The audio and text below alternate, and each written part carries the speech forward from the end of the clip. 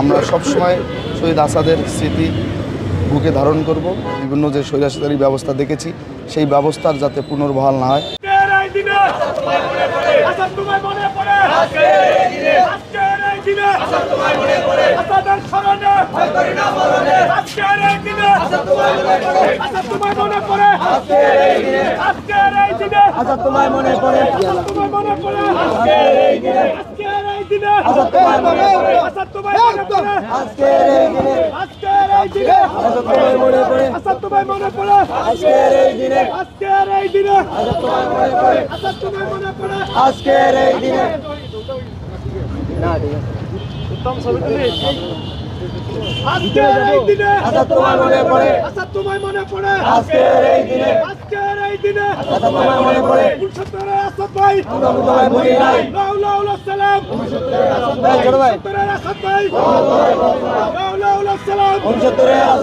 একমাত্র smart city Bashundhara, আধুনিকতায় এক ধাপ এগিয়ে।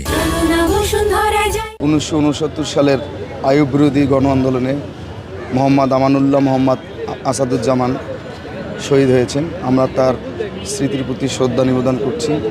একই সাথে শহীদ আসাদের গণতান্ত্রিক সমাজ ব্যবস্থা বিনির্মাণের যে আকাঙ্ক্ষা, যে আশা, যে স্বপ্ন নিয়ে সে সেই আন্দোলন সংগ্রামে যোগ দিয়েছিল, সেই আন্দোলন সংগ্রামের যোগ দেওয়ার যে তার স্পিড, সেই স্পিডকেও আমরা শ্রদ্ধাভরে স্মরণ করছি। একই সাথে বাংলাদেশকে একটি গণতান্ত্রিক